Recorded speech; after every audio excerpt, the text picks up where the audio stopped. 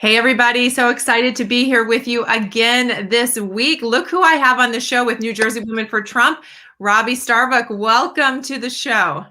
Thank you so much for having me. Well, we're super excited. Everyone's been looking forward to this. I saw you speak at CPAC, and of course, you were just on Blexit. And I have to tell you, Robby, you've got the entire nation excited about the potential for the GOP to really make some changes. We are so excited about your candidacy. And I have to tell you, there's not really a lot of people like you coming out of Hollywood deciding to do things differently, right? So we want to talk about that and have people to get to know you better and inspire us in New Jersey that we can be as bold as you and make some changes. So, Robby, tell everybody about, first of all, your Hollywood career, because you broke the mold and stepped out. They don't like it when you step out as a conservative. So tell us about that experience. Yeah, I'm sort of a double unicorn in Hollywood because I also didn't have a Hollywood family. My mom came here from Cuba and, with no money or anything. So I had no connections to Hollywood. I always knew I wanted to get into filmmaking, though, since I was a little kid. It was like one of those little escapes I had was black and white movies. So I watched a lot of like Fred Astaire and stuff like that. And I fell in love with the medium. So I knew that's what I wanted to do. And I just worked harder than my competition. I didn't go out. I was working constantly, at nights while they were at bars and stuff like that, I was working. And that's the difference, really. And that's what I always tell young people is like, you make up the difference in work, doesn't matter what privilege somebody has or whatever, throw all that out the window. It comes down to who will do the work. Do the work and you'll get where you need to go.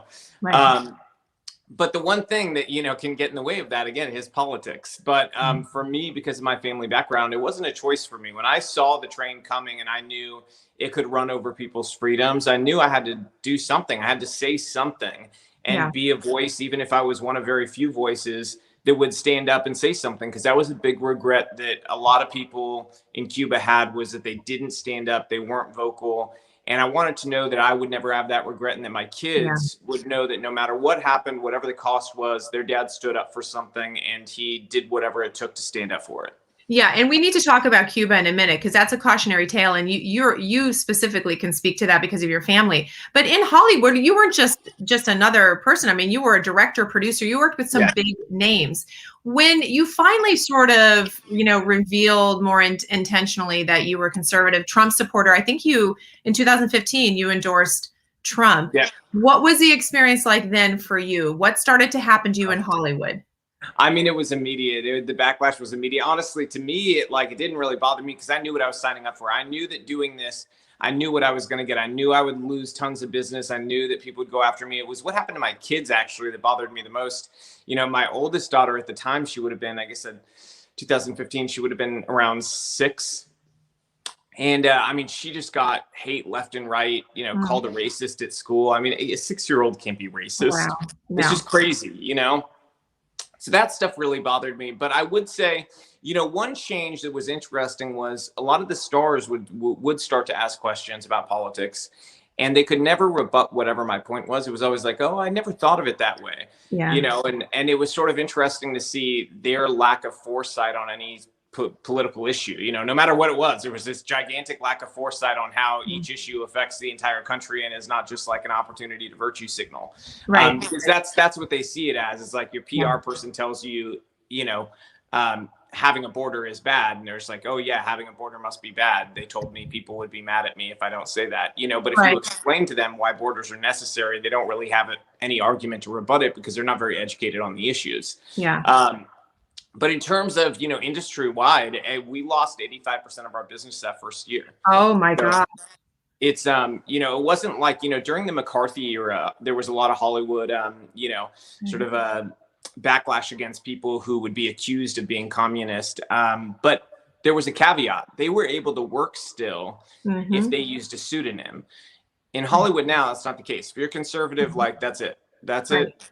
Done. There's a very small number of people that are willing to still work with you and take that risk, but they get treated terribly by proxy too if people find out they work with you. So it's like it's a real system of shame and intimidation and all that stuff. But it's important for people who are in the position I was in, who rarely ever step out and do this stuff, to do it when they're in the point in their career where I was in, because a lot of times it doesn't happen until after they've made all their money. Yeah.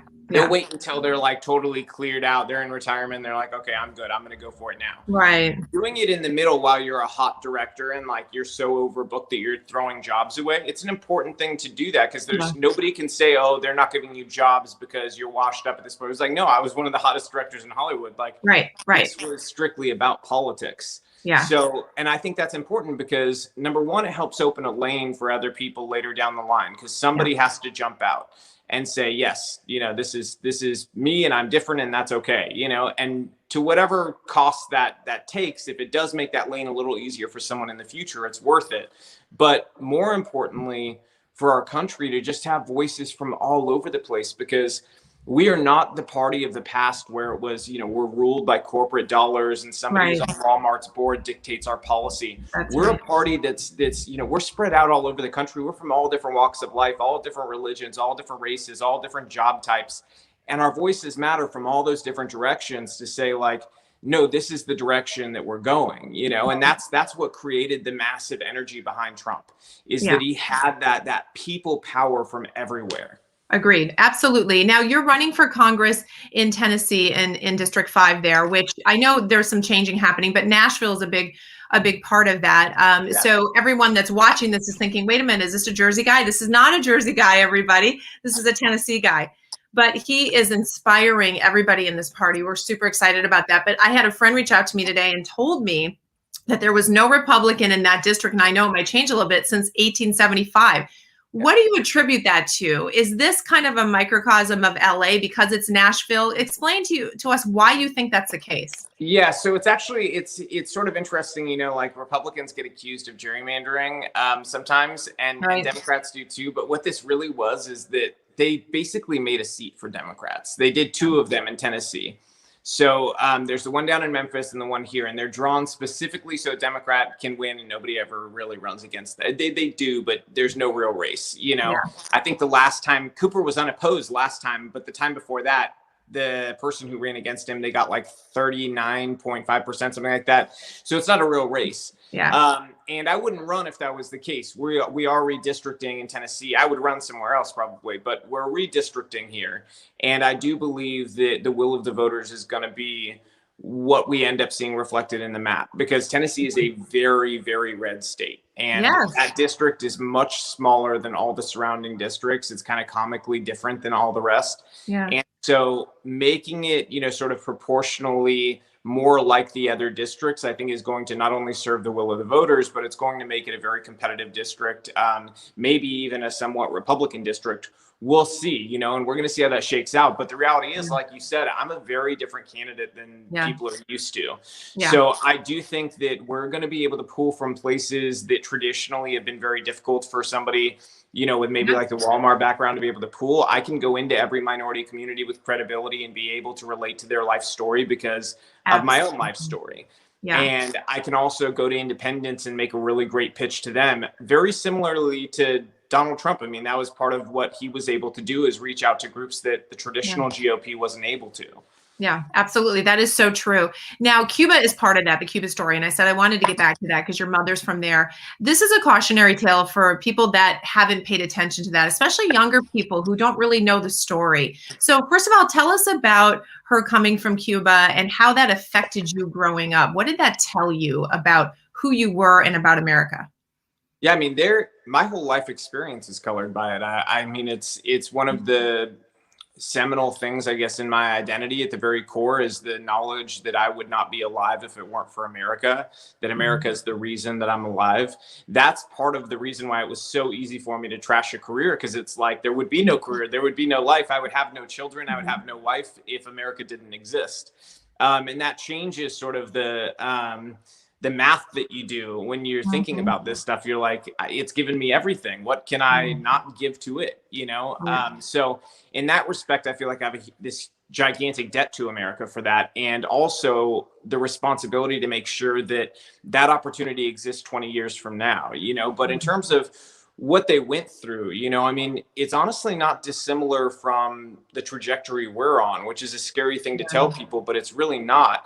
They infiltrated the schools They infiltrated the media. They infiltrated every segment of culture in Cuba. And then they started to amass power. They made it cool to be on the far left. And they did the same thing Democrats do, where they denied that they were communists. They denied they were socialists. Right, even Fidel Castro, when he was asked in media interviews, they would ask him, "Are you a Marxist?" And Fidel would always say, "No, I'm a Catholic." And it was the most disarming thing because in the whole country, everybody was Catholic. So they're like, oh, okay, he's Catholic, just wants to help people, you know, whatever. The minute he had power, he was full bore, you know, out and proud that he was a Marxist. And that was no secret then. And it's similar to the Democrats. You know, they've told us forever, oh, they're sensationalizing. There's no socialism in the Democratic Party. There's no communists. And then now we have open communists and socialists being elected all left and right, everywhere, front and center in their party. And some of their biggest fundraisers, you know, are socialists. So it's not something that they can deny anymore, but it's a similar trajectory to what happened back then. And so, you know, in Cuba, eventually what happened once they attained power, they make things official. So they'll get rid of certain media that's unpopular. Yeah. And they'll officially take over the schools. Right. And when they do that, they'll put in new indoctrination that, you know, forces children to be fed a certain narrative, a certain ideology. And so it's actually interesting during the presidential debates for the Democrats, when it was Bernie versus Biden, there was a point in time where there's a little bit of controversy because Sanders had praised the education system in Cuba, and Biden wouldn't smack him down over it. Everybody on the left was afraid. They were paralyzed over saying anything. And the truth is that, you know, we have family who had to go through this, and it wasn't that there was these amazing literacy rates, is that they had never measured literacy rates before that. So there were no literacy rates to go by in the first place. But secondarily, the literacy was the forced reading of communist manifestos. And it was forcing the kids to deny their own parents' belief systems and adopt this belief system. And the kids would be separated from their families to do this. So that's the wonderful education that Bernie Sanders believes in, is doing that sort of thing. It's something we see happening in China. You know, they're doing that with the Uyghurs, but more scary, actually, relates to today in America. In California right now, they actually are making the argument in their education secretary that they need to make the children in California public schools activists as early as first grade for social justice causes. And this is all coming out in the open now because they've attained enough power to do it. And so that's the thing that should give people like a big siren. I tell people sometimes, I'm a siren. I'm a warning. You know, you are. If nothing else, that's what I am. I'm a warning sign to you, telling you what's coming, like Paul Revere, but through a phone. This is serious. It's coming for your state. California is not just this crazy faraway place. It is coming. It's a breeding ground. It's where they're testing things, and then they get them right, and then they bring them to you. That's right. So that's my warning. And you guys are in New Jersey, so you guys, we're so close. There. You were right there. Our governor said, or our king, he's actually a king right now since he's the only one in charge. He said that he wants to be the California of the East Coast. He has no problem saying that. And he already has signed into law bills that are forcing indoctrination about, you know, gender studies and things like that, starting in kindergarten. I don't, you know, what you say is not just a siren for 10 years from now. We are in it. We're facing it. And the fact that our children don't learn about things like Cuba like they used to, that they don't understand what that means, is frightening. In fact, you told a story at Blexit. What is the story about the guys talking about Cuba? And one said, I had a place to go. Tell them. It was part of Ronald Reagan's A Time for Choosing speech, which was his beautiful speech, probably my favorite political speech. And it's because I related to it so much. Part of the speech, he talks about a Cuban refugee. So two businessmen who were friends of Reagan's were talking to a Cuban refugee and listening to his story. And one of the businessmen stopped him and turned to the other businessman and said, "We don't realize how lucky we are." And the Cuban stopped him and said, "How lucky you are. I had someplace to go to." And Reagan said, in that moment, that told the entire story. We had nowhere else to go. America was the last place for freedom. And if we didn't save it here, it would exist nowhere. And that was the most important thing, you know, that speech gave to me, is that it's just so clear. You know, it tells the story so clearly, so concisely, that if we don't protect it here, there is nothing else. You know, Right. this is it. If you Right. lose it here, it's lost until there's a really horrible, you know, turn of events where you're able to turn things a bit. But that's something that people don't even want to imagine.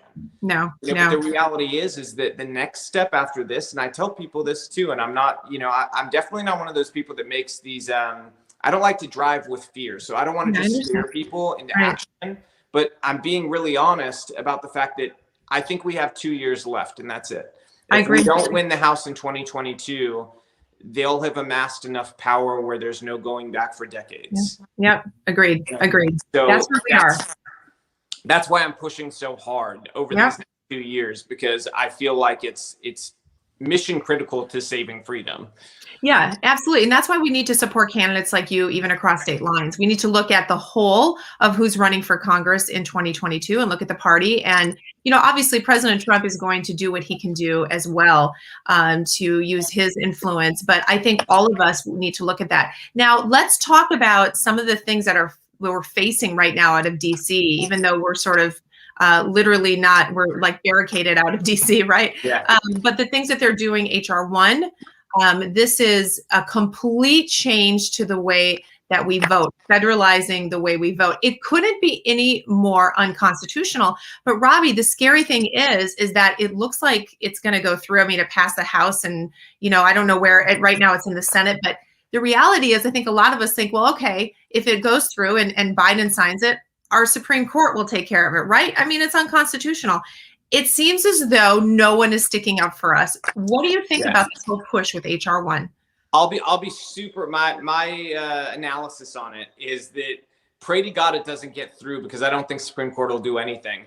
But the good news is that I think it has been established at this point that you're going to need 60 votes for it. Yeah, that's the question. Yep. And as long as that's the case, and I believe that is, I think the one area where they may end up being able to get away with something is with DC statehood. They may end up being able to make enough of an argument to get that through, but they're not going to be able to do HR 1 in total because of that 60 vote threshold and the fact that Sinema and Manchin are opposed to, you know, getting rid of the filibuster. But if they should change their mind about that, Manchin and Sinema, then we're in a very different place. So I never thought that, like, I'd be praying for 2 Democrats every night and being like, they're my favorite senators right now. That's the weirdest thing. Oh, but my gosh. As long as they hold the line against the filibuster, I'll praise them all day long, just because of that. I mean, it's critical to our country will be lost without it. I don't know if people realize that. You're right. We should be praying for them, because the 60, we're holding on to the 60. Otherwise, it's 51. And guess what? We're done. It passes and it's over. 100%. It fundamentally changes everything. It almost feels like they're taking whatever happened in the fall, whatever you believe happened, whatever went on, and codifying that into law. Like, it's saying, this is it. This is how it's going to go forward. So we have some hope there. But HR 5 is another one that's getting pushed through, and that's all about really forcing diversity to the point where it's your beliefs become illegal. If, you know, the words of the Bible could become illegal. It's a religious freedom issue. Yes, 100%. It is. Big time. HR 5 is big time. So let's fast forward to you being in Congress. And I think you're going to have an amazing campaign. I see people all across the nation taking notice. And like I said, I believe we all have to support people like you, even in other states. So what do you do on day one? I understand that a lot's going to change between now and then, but what are the things that really drive you? What does Robby focus on when he gets into Congress? Well, I'm going to be the worst nightmare of the Democrats when it comes to optics that they've ever faced, because I know exactly how they work, and it frustrates me to no end, the inability of certain people in Congress to be able to beat these people at their own optics, because it's ridiculous. They're not that smart. But for some reason, we just don't play offense. And so I'm focused on offense. I'll be the cleanup hitter. I want to go on offense constantly to be able to destroy these narratives. When they talk about gun control, I'm not afraid of bringing out the statistics and actually taking it to them and challenging them to a debate and being able to actually win that debate. For some reason, we have a bunch of people afraid to do that.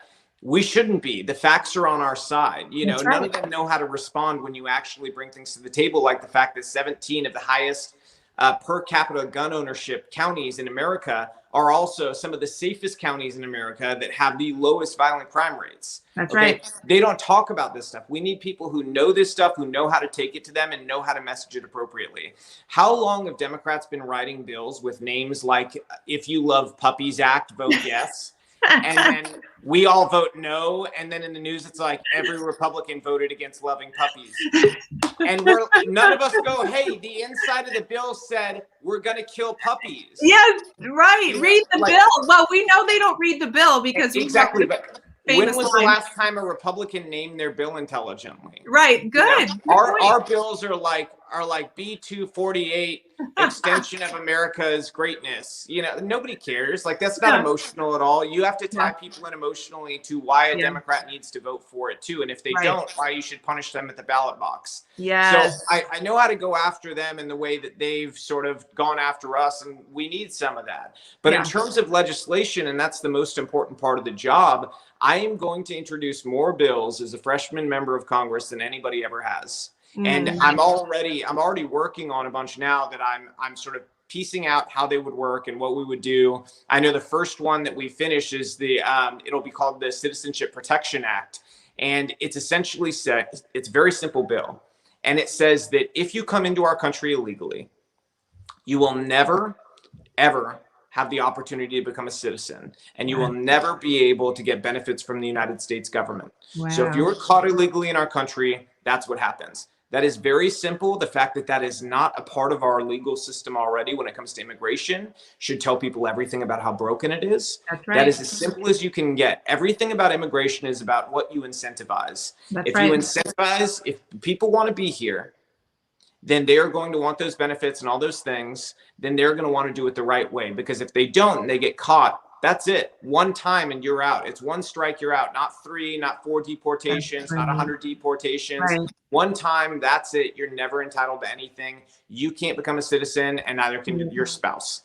Right. So, and the exception to that is people who are genuine refugees. So if you're leaving a country where your government is murdering people, then yes, obviously there's very different rules for that, and we carve out for that. But your general economic migrant situation would be treated like that. But if you just come here, roll over, and you want to get a job here because you want to make more money, that's how it's going to be treated. You're going to not only be deported, but you'll never have the opportunity to be a citizen here. Wow, that is aggressive and bold and very intelligent. I don't know why we haven't heard of that before. So that's definitely part of your platform. What are the other things? Obviously, protecting the Second Amendment is a big thing to you. Talk to me a little bit about this whole push for the vaccine passport. Now, I know Biden's trying to pretend like he's not doing it. We know he's pressuring private companies. We know some states have said no, others are embracing it. Where do you stand on this, and what would you do to push back? It's criminal. It's criminal, and I would ban any company from being able to do it. I mean, it's hard. Some people don't entirely understand, members of Congress's job. So I try to always explain for the few people who don't entirely understand everything a congressperson does. Yeah. It's hard on an issue like that, because I would love to say I'd ban it, I'd sign the order tomorrow, and boom, it's gone. Yeah. But I would fight for us to be able to tell corporations you don't have the right to, number one, demand medical anything from people, from consumers. And number two, that when it comes to essential services, things that you would say are a public accommodation like grocery shopping, there can be no barriers to entry, period. There can be none. Everyone has the right to go grocery shopping. Yeah, that's so things like that seem very common sense, but for some reason, we have a bunch of weak politicians in our country that are willing to go listen to people from Walmart, virtue signal them about why this would be important, and then IBM sells them on the fact that this would be a good data project or whatever. Right. This is freedom is the good project. Okay. Yes. The people who are paying their salaries, it's us, not corporations. Yeah, that's right. So that's why I actually just said I announced at Blexit, I'm not taking money from corporations in my race. You did announce that, yeah. I'm only going to take money from people because, and it's not just a for-show thing. I could take a lot of money from corporations if I wanted to. It's that I want people to know, if you vote for me, I answer to you. If you donate your money, I answer to you. I'm not going to answer these corporations or anything like that. So that's important to me. And I also haven't even started fundraising yet, because I'm trying to time it to a bunch of other stuff. But once we do, that's who I'm going to answer to, is the voters. Yeah, that's awesome. And the other thing you talked about at Blexit for a little bit is school choice, or maybe you talked about that at CPAC. Yeah. I'm mixing the two, but I know this is also a passion of yours. Talk about that for a little bit. I think that it's the civil rights issue of our time. You know, you look at the numbers. I'm a realist. You know, I'm all about facts and numbers. You look at the numbers, and especially this is a huge place for us to draw on minorities to our party, because it can kind of open up eyes that maybe haven't been open thus far to the fact that, look, we care. Things have to be fact driven. And this is a place where we see there is a disparity where in predominantly minority driven communities, and, you know, obviously there's people of all races there, but predominantly minority communities, you see these public schools underperforming. A place like Baltimore, we spend $17,500 per child in Baltimore at public school. They end up in high schools, in their public high schools, where at some of them, at about half of their public high schools, less than 10% as seniors are able to pass as proficient in math and reading. Wow. That is unacceptable. Totally. And the reason for that is because we have built these institutions, and they're institutions. We've built them to be institutions where kids feel trapped, they hate school, and we're not teaching them anything about practical skills for life. Right. And so we need to empower parents, but more than that, in some situations, you know, we just need to empower kids with better options. Yeah. Kids will a lot of times themselves say, I really want to go to this school because it's better. Kids know what's good, you know, a lot of times. And obviously parents have the ultimate say, but I know even with my own kids, when we've looked at schools in the past, they've been like, this one seems really good for me. I love the teaching style or whatever it is. You have to empower families all together to figure out what's best for their kids. The one size fits all method of school, like most of us went to public school. I went to public school. Right, me too. Right. The one size fits all. What I saw in classrooms was a bunch of kids who felt left out, who weren't taught appropriately. There's too many kids. There's too much going on. It's just a mess. And then you go see private schools. My kids are lucky enough to go to private schools, and it's a very, very different deal. It's a very different deal. They get a great education, and I feel like, you know, I don't believe in equal outcomes. I don't believe in equity where it's like everybody needs their step up or whatever. You can't match up everybody equally. The one thing we can do as a country, though, is offer a level playing field when you were a child to get a good education. Agreed. And from there, people are going to make their decisions and use their minds and their hearts and everything and go in different directions. But that's the one place I believe that we should give kids, their start. You know, and I think that that's something that message resonates in every community. When you tell a parent, you know, hey, I think you should be allowed to take your money to a religious school. If you want your kid to go to a religious school, I think you should be able to take them to a better school if your kid's in one of those terrible public schools that is underperforming. If you're in a great public school, fantastic. The best part of this is it will disempower the political teachers unions like LA political teachers union, Chicago's political teachers union, who are demanding, they're holding children hostage for political stuff that they want back. That's right. That's not how things should work. So we're going to hurt those groups in terms of political power. But then in terms of public schools, what's going to happen is, like any industry, when you introduce competition and you say you need to fight for these dollars, they have to do better. That's if right. they don't do better, no one's going to go to their schools and they're all going to lose their jobs. Yep. So they know they need to work harder and do better. And you're going to see very quickly a shift away from all the social justice stuff, because that doesn't pass standardized testing. It doesn't pass any testing. No. So you're going to see a total reversal in those areas. It's another reason why school choice is so important. I love that you're passionate about that. You call it like really the most important civil rights issue in a lot of ways. And, you know, I think it was Reagan that said America is about equal opportunity, not equal outcomes. We're not promising outcomes, we provide the opportunity. Isn't that what the American dream is? I mean, you're here, you're an example of that. Your mother fought to come here. You've been able to benefit from that. And it feels like we are very near losing the possibility of the American dream. And when we say we're going to guarantee an outcome for you, that's no longer the American dream that I was brought up in, and it changes everything. I love that you're passionate about that. I actually love everything you had to talk about tonight. I know people in New Jersey are going to be so excited to see this. So how can we support you? Give us the details on at least following you or getting on your email list. I know you said you haven't started fundraising yet, but tell us how New Jersey can stay hooked up with you. For now, the best way is go to freedomforever.us. It's freedomforever.us. And just sign up there with your email, your phone. We don't abuse anything. We don't sell it to other people or anything like that. We only do the phone number attached to it. Some people have asked about this because we're going to help do a lot of on the ground organizing for other states too. So like say if there's a candidate in New Jersey who's fantastic that you all love.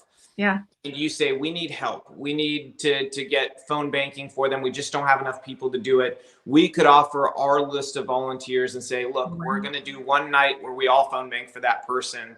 And it's being able to coordinate with each other via cell, via text during those things where like we're in the middle of one call and then we say, hey, we need you to switch to this candidate. Being able to do all that through text is a lot easier than email. So that's why that's there if anybody's curious about that. But if you don't want to put your phone number, just put a fake one or something. But it honestly, you know, it's more important to get something there so we can get in contact and be able to reach you. So when we do fully launch, which I expect to be very soon, then we'll let you know, and then we'll be able to fundraise and all that. There's still a few like T's to cross and I's to dot, and then we'll be fully ready to go. I get it. Give that website one more time. It's freedomforever.us. Okay, I love it. And what a brilliant idea. We need to do that here. Help us do that in New Jersey. We have amazing volunteers. And like I said, we want to support great candidates in other states. So we should be able to do that as well. So absolutely. So if you all sign up for it, then you know, you're going to find out when it fully launches. We're going to have tools there and instructionals, you know, on how to do things like register voters and all that stuff. But I think my favorite thing is that we're all going to be able to coordinate via Zoom calls and stuff like that. Wow. Where we can plan out what we're going to do as a national unit to help specific candidates on a local level. And I'm excited about that. I think we can actually make a lot of really amazing things happen by using national power towards, you know, micro strategic races. Wow. Well, listen, we knew you were something special when we saw you at CPAC, and I had no idea you were even doing that. So we do all need to band together. I love it. Robby, we're going to have you back to talk once you get going in the candidacy a little bit more. I think you're going to change so much. We're really excited about you. So thank you for coming on and sharing with us tonight. Everybody go to that freedomforever.us, sign up. And listen, we got to figure that out here because we've got a great grassroots. We should all be helping each other. So brilliant idea, Robby. I love it. Thank you for everything you're doing for our party, for our future. I can't wait to see you win. Thank you so much, Elizabeth. I appreciate it. See you guys soon. Hopefully I'll come to New Jersey at some point too. Yeah, you got to come to Jersey. I got a lot of people for you to meet, Robby. Lots of people. Hang on. After I get off the broadcast, give me 2 minutes. But guys, we're going to see you all next week. Thanks for watching.